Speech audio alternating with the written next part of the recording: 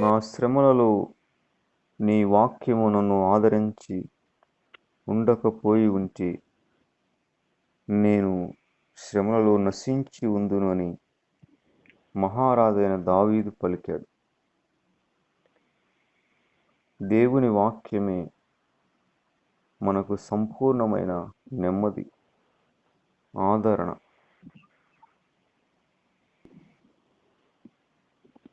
ఈ దైవజనుడు చాలా వృద్ధాప్యంలో ఉన్నాడు. ఇశ్రాయేలు యొక్క ఆదరణ కొరకు కనిపెట్టినాడు. ప్రజలు బాధపడుతుంటే కన్నీరు అన్నపానాలుగా మారిపోయి విడుదల కొరకు అలమటిస్తుంటే ఈ వృద్ధాప్యము తట్టుకోలేకపోయింది. వారి బాధలు చూడలేకపోయినాడు.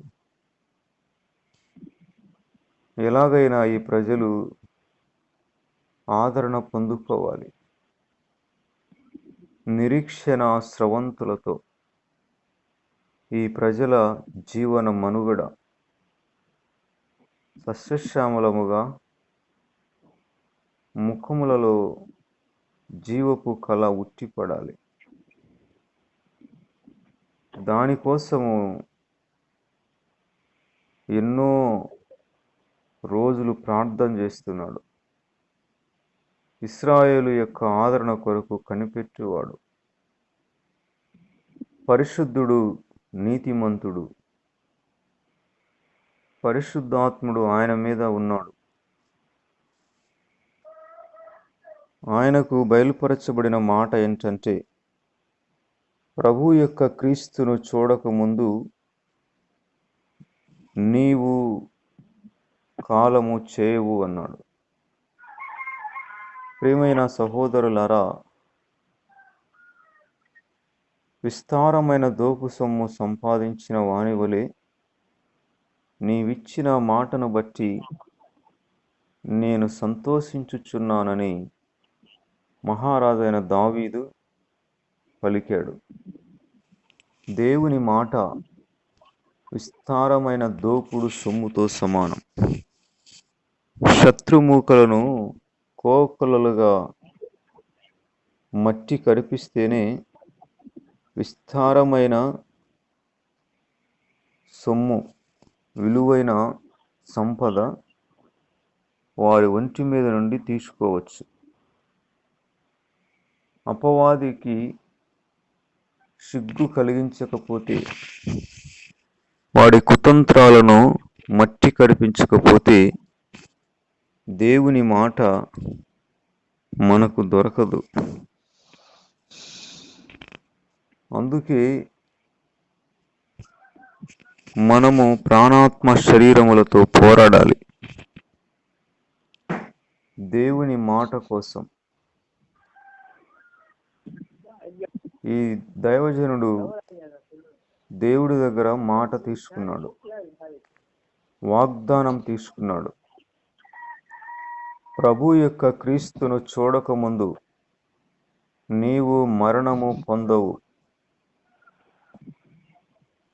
అటువంటి వాళ్ళు బ్రతకాలి, వారు ప్రాణంతో ఉండాలి. అటువంటి వాళ్ళు ఎంతమంది ఉన్నా కూడా భూమికి ఏం బరువు లేదు, తేలికగా ఉంటుంది. వారి ప్రార్థనలు, విజ్ఞాపనలు బహుబలము గలవై అద్భుతమైన దేవుని కార్యాలకు సోపానాలుగా ఉంటవి. ప్రార్థన చేసేవారు లేకపోతే భూమి కూడా ప్రసవ వేదన చేత ఈ పాప భారాన్ని మోయలేదు. దేవుని కుమారుల ప్రత్యక్షత కొరకు భూమి కూడా ప్రసవ వేదనతో ఎదురు చూస్తూ ఉంది అంట. చెడుతనం వలన వారు నివసిస్తున్న భూమి వారిని వెలగక్కుతాదంట. ఇశ్రాయేలు అరణ్యములో ప్రయాణంలో ఉన్నప్పుడు మోషే నాయకత్వంలో పాలు తేనెలు ప్రవహించే దేశానికి వారు వెళ్తున్నారు. ఆ పాలు తేనెలు ప్రవహించే దేశంలో ఉండే 7 జాతుల వారు మహా విచ్చలవిడిగా చెడుతనములో నీళ్లు పారబోసినట్లుగా చెడుతనాన్ని వారు కలిగి ఉన్నారు. వారు చేసిన దోషాలు వారు నివసిస్తున్న భూమి వారిని త్రోసివేస్తుంది, వెళ్ళగక్కుతున్నది, భరించలేకపోయింది. అందుకే వారి పాపాలు వారు నివసిస్తున్న ప్రాంతంలో నుండి వెళ్ళగొట్టాయి. మనిషి యొక్క దోషము, చెడుతనము వారు నివసిస్తున్న ప్రాంతాల నుండి వెళ్ళగక్కుతుంది, త్రోసివేస్తుంది. పరిశుద్ధుడు, నీతిమంతుడు నివసిస్తున్న ప్రాంతం అతన్ని హక్కున చేర్చుకుంటుంది. ప్రజలు హక్కున చేర్చుకుంటారు. ప్రజలు అతనంటే ప్రాణం ఇస్తారు, సంతోషకరంగా ఉంటారు. షుమయేను కూడా అటువంటి వాడే. ప్రజల యొక్క క్షేమాన్ని వారు నవ్వుతూ బ్రతకడం నేను చూడాలి, వారు ఆదరించబడాలి. ఇది ప్రతి మనిషి కూడా కలిగి ఉండాలి. క్రీస్తు గుండెను మనం ఇలా చూడవచ్చు. శత్రువులను సైతము ప్రేమించినవాడు, క్షమించమని అడిగినవాడు, మేలు చేసినవాడు మన ప్రభు అయిన యేసుక్రీస్తు.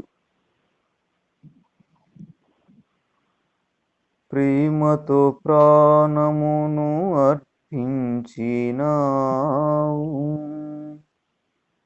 శ్రమల సంఖ్యలైన శత్రువును కరుణించువాడవు నీవే. ప్రేమతో ప్రాణమును అర్పించినావు, శ్రమల సంఖ్యలైన శత్రువును కరుణించువాడవు నీవే. నెమ్మది కలిగించే నీ బాహుబలముతో శత్రువున నచిన బహుధీరుడా. సూరులు నీ ఎదుట వీరులు కారెన్నడు, జగతిని జయించిన జయశీలుడా. సర్వయుగములను సజీవుడవు, సరిపోల్చగలనా నీ సామర్థ్యమును, కొనియాడదగినది నీ దివ్య తేజం. నా ధ్యానం, నా ప్రాణం నీవే యేసయ్యా. సరిపోల్చగలనా నీ సామర్థ్యమును, కొనియాడదగినది నీ దివ్య తేజం. నా ధ్యానం, నా ప్రాణం నీవే యేసయ్యా.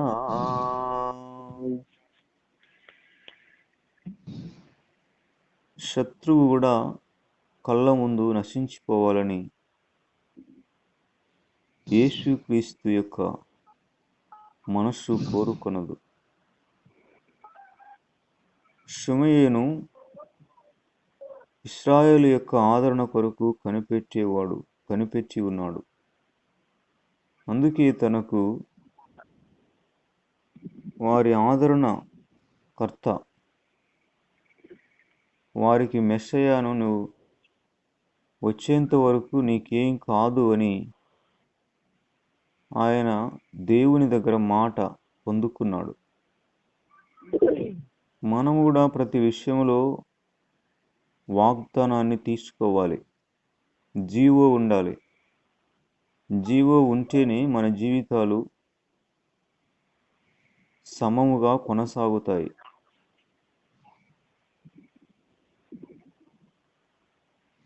సమాజము యొక్క క్షేమాన్ని కల్లారా చూడాలని మనము కలలు గందాం. ప్రభువుకి విజ్ఞాపన చేద్దాం. మీరు ఉన్న ప్రాంతముల కొరకు, దాని క్షేమం కొరకు ప్రార్థన చేయండి. దాని క్షేమమే మీ క్షేమము అని ఇర్మియాలో మనం చూడగలం. కనుక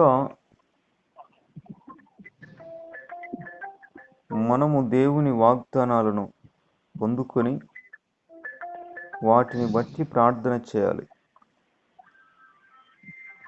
కుటుంబములో ప్రశాంతమైన వాతావరణం ఉండాలని కలలు కనాలి.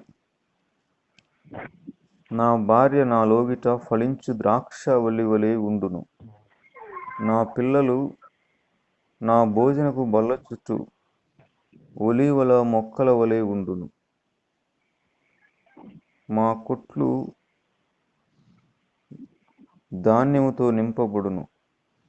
మా ఇల్లు గొప్ప ధననిధి. నేను నా ఇంటివారు యేసయ్యనే సేవించెదము. మా ఇంటిలో యేసుక్రీస్తు కంటే పైవాడు ఎవరు లేరు. ఆయనే మాకు బాస్, బిగ్ బాస్. ఆయన మా యజమాని. ఆయన కంటే మాకు క్షేమాధారం ఏది లేదు. ఆయనే మాకు మార్గదర్శి. ఆయన మా సాధక బాధకములు ఎరిగినవాడు, మమ్మను ఉద్ధరించువాడు. ఇలా కుటుంబాన్ని మనం కలలు కనాలి. చిన్న పరలోకముగా కుటుంబాన్ని చూడాలని కలలు కనాలి. ఆ కుటుంబములో దేవుని ప్రసన్నత, దేవుని మహిమా ప్రభావం, దేవుని అడుగుజాడలు బహాటముగా ప్రత్యక్షముగా ఉండాలని మనము కలలు కనాలి. దేవుడు తప్పకుండా మన కలలు నెరవేరుస్తాడు. నోటికి మూర్ఖపు మాటలు ఎన్నడూ రానివ్వకూడదు. కుటుంబం యొక్క ఆదరణ కొరకు కనిపెట్టాలి. మనము చేతకాని దాన్ని ప్రభు ద్వారా సాధించాలి. ఆయన సమస్తమును సాధ్యపరచగలవాడు. ఆ ప్రజలను చూచి షిమియోను చాలా బాధపడ్డాడు. చాలా వృద్ధాప్యంలోకి వచ్చాడు. అయినా కూడా ఆ మనస్సు ప్రజల యొక్క ఆదరణ కొరకు వేచి ఉన్నాడు. అందుకే తనకు క్రీస్తును చూడకముందు నీవు మరణము పొందవు అన్నావు అనే వాగ్దానాన్ని పొందుకున్నాడు. ఇది నేను మనకు చెందిన వారి విషయంలో వాగ్దానముగా నేను ప్రకటించాను. మనకు చెందిన వారిలో ప్రభు యొక్క క్రీస్తును చూడక మునుపు ఎవరే గాని కాలము చేయరు. మన వాళ్ళు ఎవరైనా, మన రక్తం ఎవరిలో ఉన్న రక్త సంబంధికులు, బంధువులు, మరి పరిచయస్తులు ఎవరు ఎక్కడ ఉన్నా కూడా వారు ప్రభు యొక్క క్రీస్తును చూడక మునుపు ఈ లోకాన్ని విడిచిపెట్టరు అని మనం దేవుని స్తుతించాలి. ప్రభు యొక్క క్రీస్తును చూచిన తర్వాతనే వాళ్ళకి ఎన్ని ఏండ్లైనా లోకాన్ని వదలాలి. దేవుడి దయ వలన ఆయన కృపను బట్టి మా పెద్దవాళ్ళు ఇంతవరకు మా సరౌండింగ్లో అంటే ఈ రక్తము నా రక్తం అనేది మరి ఎవరిలో అయినా కొద్దిగా కలిసిన ఆ రక్త సంబంధికులు బంధువులు మా అబ్బకు సంబంధించిన వారు పుట్టినవారు ఇంచుమించు దరిదాపు అందరూ కూడా దేవుని కృప వారిని నరకానికి వెళ్లకుండా కాపాడింది. నేను వారు చనిపోయిన తర్వాత వారి స్థలాన్ని కూడా నేను వారు ఎక్కడున్నారనేది కూడా చూశాను. నేను నమ్ముకోవడానికి రెండవ కారణం కూడా ఏంటంటే మనుషులు చనిపోతున్నారు, చనిపోయిన వారు ఏమైపోతున్నారు అది నాకు తెలియాలి. నా 12వ ఏట నా మదిలో మెదిలిన ప్రశ్న అది. ఆ చిన్న వయసులో నాకు ఆ పెద్ద ఆలోచన వచ్చింది. చనిపోయిన మనిషి ఏమైపోతున్నాడు, ఎక్కడికి పోతున్నాడు? ఈ లోకంలో మనిషికి శాశ్వతమైనది ఏంటి? ఎంత ఉన్నా కూడా ఏమి సంపాదించినా, ఎంతమంది బంధువులు ఉన్నా కూడా బంధువులంతా ఏడ్చిన భార్య శవం మీద పడి మొత్తుకున్న ఈ శరీరము మట్టిలోకి వెళ్ళిపోతుంది. ఏంది ఈ బ్రతుకు? శాశ్వతమైనది ఏంటి? మనిషికి స్థిరమైనది ఏంటి అని నాకు చనిపోయిన మనిషి ఏమైపోతున్నాడో తెలుసుకోవాలని ఒక ఆలోచన, ఆత్మ సంబంధమైన సందేహము నా మదిలో మెదిలింది. కానీ ఎవరిని అడగాలో తెలియదు. కానీ 7 ఏళ్ల తర్వాత ఎవరైతే నాకు చెప్తారో ఆయనే దొరికాడు. ఆయన ద్వారానే నేను ఆ విషయాన్ని కనుక్కున్నాను. ప్రత్యక్షంగా నేను సువార్తను తిరస్కరిస్తే, సువార్తను తోలనాడితే, యేసు నేను పాపిని అని ఒప్పుకోవడానికి మరి ఇష్టపడకపోతే, నోరు తెరవకపోతే వారి అంతము ఎలా ఉంటుందో కూడా నేను ప్రత్యక్షంగా చూశాను. ఒక వ్యక్తి అనేక చెడు అలవాట్ల చేత బానిసైపోయి గయ్యాళిగంపైన భార్యతో కష్టపడుతున్నాడు. మందిరం దగ్గరికి వచ్చాడు ఒక రోజున. నేను అతనికి చెప్పాను. అప్పటికే తను ఆరోగ్యముగా పూర్తిగా క్షీణించాడు. మహా అంటే ఇక 4-5 నెలలు బ్రతుకుతాడు. పూర్తిగా చెడు అలవాట్లకు బానిసైపోయి ఆరోగ్యమంతా నాశనం చేసుకున్నాడు. నేను అతనితో అన్నాను,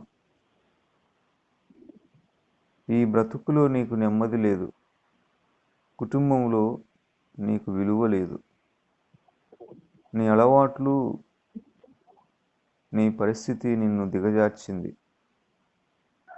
అతను మాట్లాడితే ప్రపంచం అంతా తిరుగుతాడు.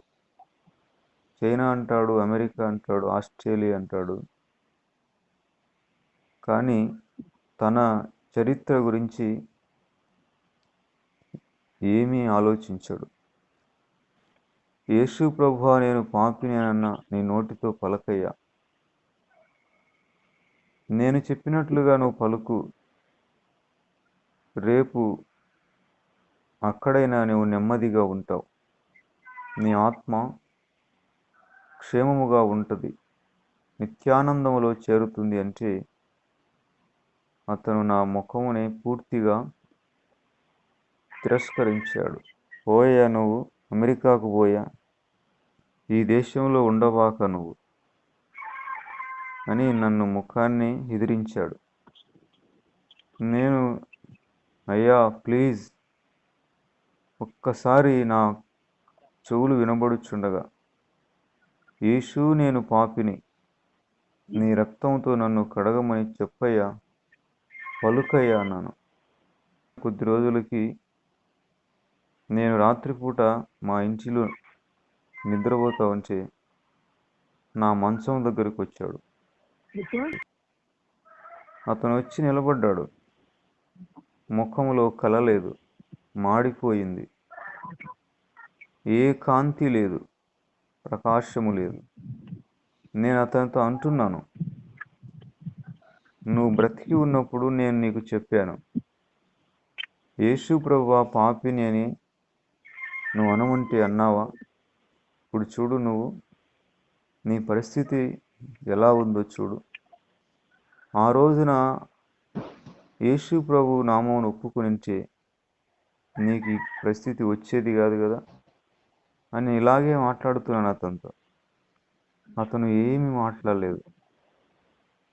వెంటనే నాకు మెలకు వచ్చింది. అప్పుడు అనిపించింది,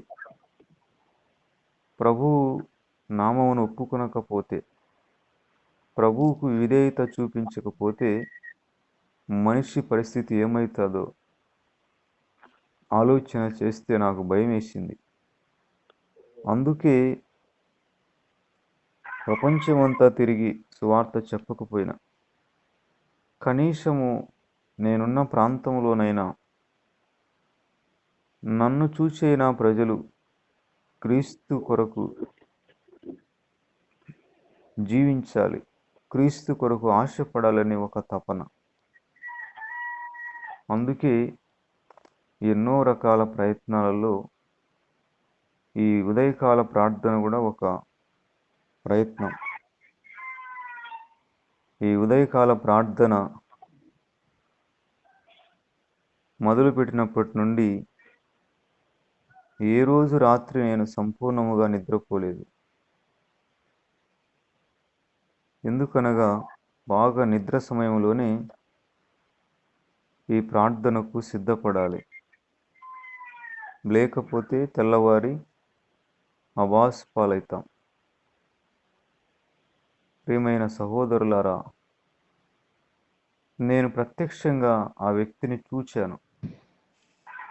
అందుకే నేను చాలా ఆవేదన చెందాను. దేవుడు ఈ వాగ్దానాన్ని మనకిస్తున్నాడు. ప్రభు యొక్క క్రీస్తును చూడకముందు మీ వారిలో ఎవరు కూడా కాలము చేయరు అని మనం కూడా ఈ వాగ్దానాన్ని చేత పట్టుకుని ప్రార్థన చేయాలి. మనము ఈ వాగ్దానానికి జవాబు ఇలా వస్తుందని మనం ఊహించకూడదు. అనగా మా పెద్దవాళ్ళు కూడా బాప్తిసం తీసుకొని మందిరానికి వచ్చి దేవుని వాక్యాన్ని వింటారని మనం ఊహించడం కాదు, కానీ వారు చనిపోయిన తర్వాత వారి నిత్యత్వం, వారి స్థలం ఏంటి అని ఆ ఆన్సర్ మనకు దొరకాలి. సరిగ్గా కొన్ని నెలల కిందట మా చెందిన ఆయన చనిపోయాడు. మా చిన్నాయన. ఆయన చనిపోవడానికి ఒక నెల రోజు ముందుగా ఇక్కడికి వచ్చాడు వివాహం ఉంటే. భోజనాలు చేస్తున్నారు, అందరూ స్టాండింగ్లో భోజనాలు చేస్తున్నారు. ఆయన ఆహారము ముందుగా అయిపోయింది. తర్వాత ఇంకా కొంత ఆహారం కోసం వేచి ఉన్నాడు. తన దగ్గరే ఇంకొక వ్యక్తి ఉన్నాడు. ఆయన తన దగ్గర ఉన్న వ్యక్తికి చెప్పాడు, ఆహారం తీసుకొని రాపో అని. అతనేం చేశాడంటే, నేను పక్కలో ఉంటే సప్లై చేస్తున్నాను, నన్ను పిలిచి ఆహారం తీసుకొని రాపో అన్నాడు. కానీ ఆయన అన్నాడు, అమ్మ అతను వద్దు, అతని ద్వారా మనం అలా చేయించుకోకూడదు, మనకు మంచిది కాదు అది అన్నాడు. సేవకుడని సేవకుని మనం గౌరవిస్తే సేవకుని ఫలం పొందుతాం. ప్రవక్త అని ప్రవక్తను గౌరవిస్తే, సన్మానిస్తే ప్రవక్త ఫలం పొందుతాం. దైవజనుడని దైవజనుడిని గుర్తిస్తే, గౌరవిస్తే ఆ దైవజనుని ఫలాన్ని పొందుతాం. గిన్నెడు మంచినీళ్ళు ఇచ్చినా కూడా మీరు ఆ ఫలం అనేది పొందుకుంటారని ప్రభువు చెప్పాడు. కానీ వాడు దేవజనుడైతే ఏమి, సేవకుడైతే ఏమి, నాకేమి ముద్ద గొప్పన అంటే అటువంటి మనుషులు దేవుని శాపానికి అంటే కోపానికి గురవుతారు. ఆయన చూడండి ఆ మాట అన్నాడు, నా గుండెలో బలముగా నాటుకున్నది. నేను నాలో ఉన్న క్రీస్తును ఆయన గౌరవించాడు. ఆ యవనస్తునికి అర్థం కాలేదు అది. ఆయన ఆ బాధాకరమైన స్థలానికి వెళ్ళకుండా తప్పించబడడానికి నేను ఆ గుర్తింపే కారణము అని నేను రూఢిగా విశ్వసించాను. తర్వాత నాకు ఆయన చనిపోయిన తర్వాత కనపడ్డాడు. మరి ఆయన ఎప్పుడూ దేవుని వాక్యాన్ని చదివినవాడు కాడు. అంటున్నాడు నాతో, పరమగీతంలో ఉన్న మాటను పలుకుతున్నాడు, నీవు నీ పాదరక్షలతో ఎంత సౌందర్యముగా సొగసుగా నడుస్తున్నావు అన్నాడు. ఏంటి, ఈయన ఎప్పుడు దేవుని వాక్యాన్ని చదవలేదే, ఈయన నోట ఎలా వస్తుంది మాట? దేవదూతలాగా ఉన్నాడు. అప్పుడు నాకు అర్థమైంది, దేవుడు నా విశ్వాసాన్ని ఆయనకు ఘనపరిచినాడు, ఆయనకు నెరవేర్చినాడు. ప్రభు అయిన యేసునందు విశ్వాసం ఉంచుము, అప్పుడు నీవును నీ ఇంటి వారందరూ రక్షణ, ఆత్మరక్షణ పొందుతారు. మన విశ్వాస పరిణామమును బట్టి మన వాళ్ళందరికీ క్షేమం కలుగుతుంది. మనము కల్తీగా జీవిస్తే ఎవరికీ మేలు చేయలేం. బాధలు పడినా, నిందలు పడినా, హింస పొందిన, ఎగతాళి చేయబడిన మన వాళ్ళు బాగుండాలంటే మనం వాటన్నిటినీ క్రీస్తు కొరకు సహించాలి. అల్పకాలమైన ఈ శ్రమలు మనలను ఈ మార్గం నుండి వెనకడుగు వేయనీయకూడదు. ఎదుటివాడు బాగుపడుతున్నాడు, బాగుపడాలనే ఒకే ఒక తపనతో క్రీస్తును మనము అంటిపెట్టుకొని ఉండాలి. క్రొవ్వొత్తి కరిగిపోతూనే చీకటిని పారద్రోలుతుంది, ఉన్నవారికి వెలుగిస్తుంది. క్రొవ్వొత్తిలాగా మన జీవితాలు కరిగిపోయిన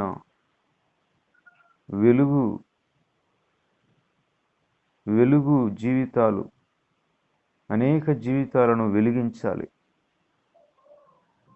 అది మన యొక్క నైజం. ప్రియమైన సహోదరులారా, మీ వారు అనగా మీ వాళ్ళు, మీ బంధువులు, రక్త సంబంధికులు, చుట్టాలు, వారి అంతమును గురించి ఎప్పుడైనా నువ్వు ఆలోచించావా? ఆలోచించిన వారెవరైనా వారి మట్టుకు వారు క్రీస్తులో తమ వేరును లోతుకు నడిపిస్తారు. క్రీస్తును అంటిపెట్టుకుని వాళ్ళ అంతమును క్షేమకరంగా మార్చుకుంటారు. రాహాబు అనే ఆమె వేశ్య, ఆమె జీవితము సరిలేదు. కానీ ఆమెకు ఇశ్రాయేలు గురించి తెలుసు, దేవుని గురించి తెలుసు, ప్రభువు ఎలాంటి వాడో తెలుసు. అందుకే ఆమెకు ప్రభువు మీద విశ్వాసం కలిగింది. నా బ్రతుకు తెలుసో తెలియకో అపవిత్రపరుచుకున్నాను, వేశ్యలాగా నా బ్రతుకు దుర్వినియోగం చేయబడింది. కానీ ఇదిగో, పరిశుద్ధుడైన ఈ దేవుని యందు నా బ్రతుకు పావనం కావాలి, సార్థకం కావాలి. యెహోషువ వేగుల వారిని పంపినప్పుడు ఆ ఇద్దరిని తన ఇంటిలో ఆమె భద్రపరిచింది. వారి ప్రాణాల కోసం ఈమె రాజు యొక్క ఆజ్ఞను వ్యర్థపరిచింది. సమయోచితముగా వారికి జవాబిచ్చింది.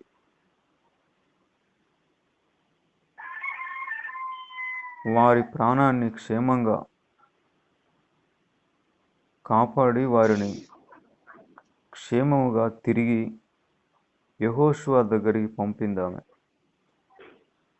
వారు వెళ్ళేటప్పుడు ఆ ఇంటికి ఎర్రటి దారమును కట్టారు. మేము మరలా ఈ దేశానికి వస్తాం, అప్పుడు ఈ దేశం అంతా కూడా నాశనం చేయబడుతుంది. సహోదరి, నీవు మమ్ములను ఆదరించావు, దేవుని మీద విశ్వాసంతో మమ్మల్ని కాపాడావు. కనుక ఈ ఇంటిలో నుండి మీ వాళ్ళందరినీ చేర్చుకో, ఎక్కడెక్కడ ఉన్నారో ఈ ఇంటిలో మీరు ఉండండి. ఎవరైతే ఇంటిలో నుండి బయటికి వస్తారో వాళ్ళ గురించి మాకు సంబంధం లే. ఎర్రదారము కిటికీకి కట్టారు. ఎర్రదారం అనేది ప్రభు అయిన యేసుక్రీస్తు రక్తం నాకు సాదృశ్యముగా ఉన్నది. మేము ఆ ఎర్రదారాన్ని చూసి ఇది ఫలాని రాహాబు యొక్క ఇల్లు అని మీ ఇంటిని మేము నాశనం చేయకుండా కాపాడుతాం. అందుకే మీ వాళ్ళు అనే వాళ్ళందరినీ మీ ఇంటిలో చేర్చుకో అమ్మా అని వారు చెప్పారు. ఆమె విశ్వాసమునకు క్రియలు కూడా ఉన్నాయి. క్రియలు లేని విశ్వాసము మృతమైనది, అది కంపు కొడుతుంది. ప్రాణానికి తెగించి రాజు యొక్క ఆజ్ఞను వ్యర్థపరిచి సమయోచితముగా ఆ సైనికులతో, అంటే ఎరికో సంబంధించిన సైనికులతో సమయోచితముగా ఆమె వారితో మాట్లాడింది. అందుకే ఆమె ఎరికో ప్రజలతో పాటు నాశనం అయిపోకుండా ఆమె ఇంటివారు చాలామంది ఇశ్రాయేలుతో పాటు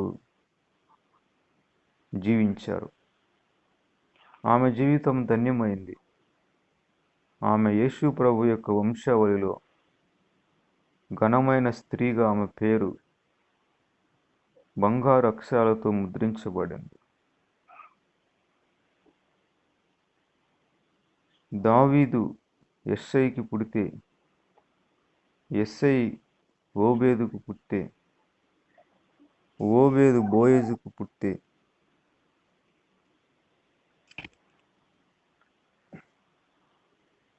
బోయజు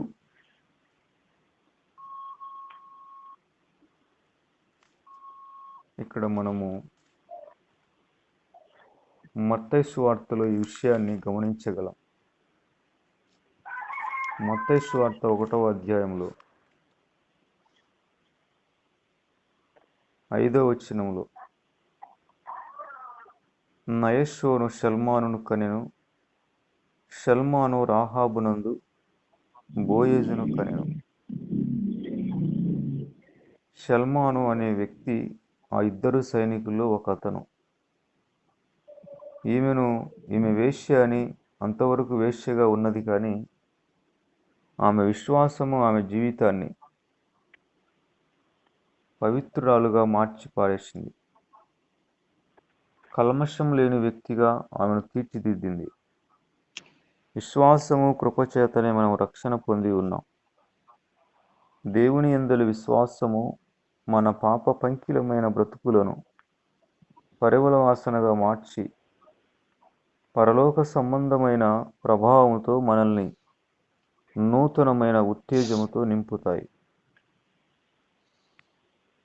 ఆ షల్మాను రాహాబును వివాహం చేసుకుని బోయజును కన్నాడు. బోయజు రూతునందు ఓబేదును కన్నాడు. ఓబేదు యెస్సైని కన్నాడు. యెస్సై రాజైన దావీదును కన్నాడు. చూడండి రాహాబు యొక్క జీవితం ఏ రకంగా ప్రఖ్యాతి చెందిందో. మరుగున పడిన అనగారిపోయిన బ్రతుకులు కూడా క్రీస్తులో విశ్వాసం ఉంచితే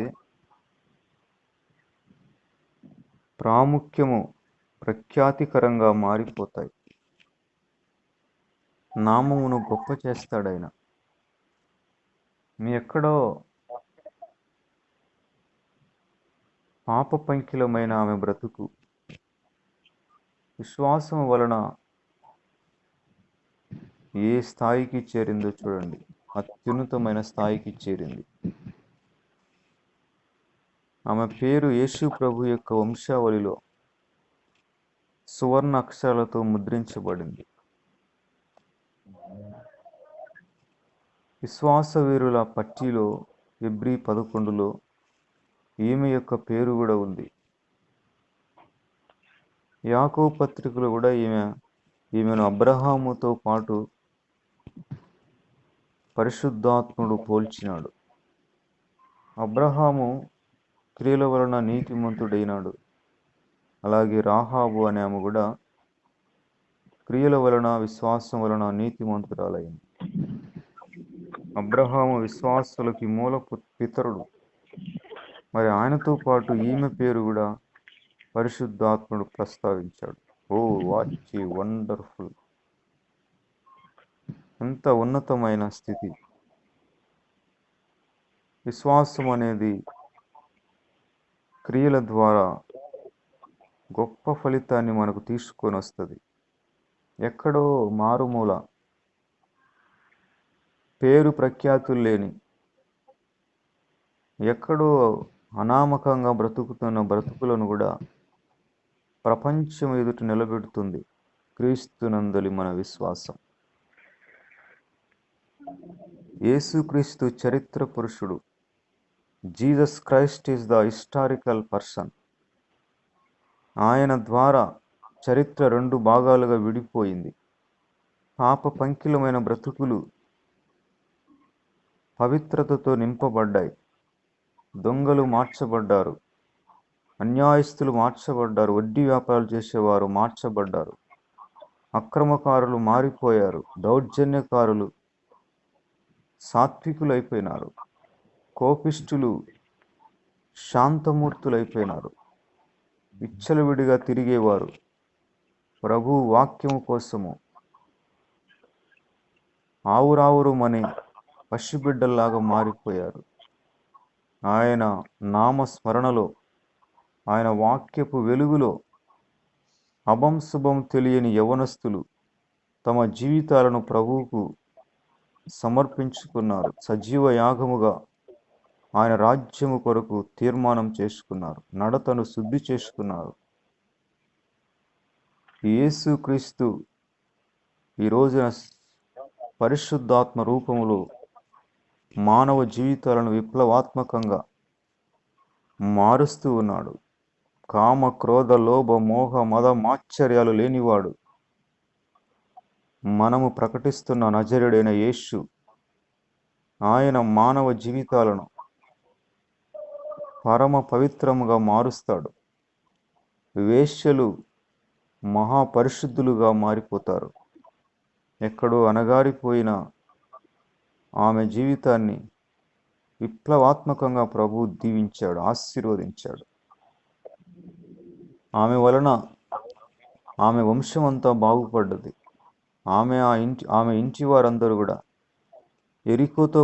ఎరికో ప్రజలతో పాటు నాశనము కాకుండా తప్పించబడ్డారు.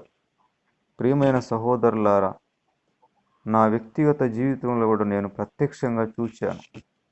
కట్టుకథలు కాదు, పుక్కిట పురాణాలు కాదు, మత్తులో ఉండి మాట్లాడిన మాటలు కాదు, ఇవి ప్రత్యక్షంగా నేను అనుభవించాను, చూచాను.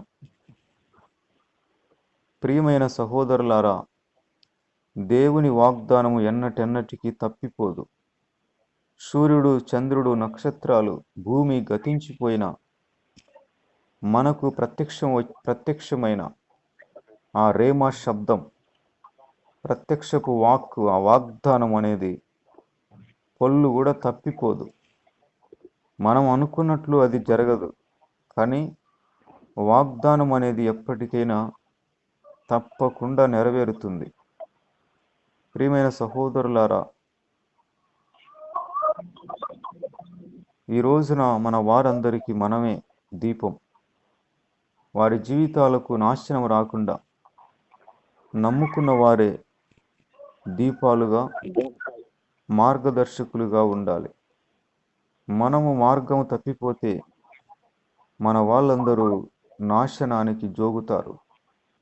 అది కలలో కూడా జరగకూడదు. ఈరోజు ఉదయకాలంలో ప్రభు మనతో మాట్లాడుతున్న వాగ్దానం, మనకిస్తున్న వాగ్దానాన్ని ఒడిసి పట్టుకోండి. ప్రభు యొక్క క్రీస్తును చూడక మునుపు నీ వారిలో ఎవ్వరు కూడా కాలము చేయరు. వారు యేసుక్రీస్తును కలిగి, అది ఎలా కలిగి ఉంటారో మనకు అనవసరం, మనకు తెలియదు. వారు చనిపోయిన తర్వాత వారి ఆత్మ నరకంలో ఉండకూడదు అనేది మనకు రుజువు కావాలి. ప్రభు తప్పకుండా చూపిస్తాడు. మన విశ్వాస పరిణామాన్ని బట్టి మనకు ఆ నిశ్చయత అనేది కలుగుతుంది. నేను ఆయన ఎప్పుడు మందిరానికి వచ్చిన వాడు కాడు, మరి ఎప్పుడు బైబిల్ చదివిన వాడు కాడు. చనిపోయిన తర్వాత ఆయన నోట వాక్యము, ఆ మాట పలకడం ఏంటి ఆయన? ప్రియమైన సహోదరులారా, మన విశ్వాసము ఎన్నటికీ వ్యర్థము కాదు. ప్రభువునందు నీ ప్రయాసము ఎన్నటికీ వ్యర్థము కాదని ఎరిగి స్థిరముగా ఉండు, కదలకుండా ఉండు. దేవుడు మరిచిపోవడానికి అన్యాయస్తుడు కాడు.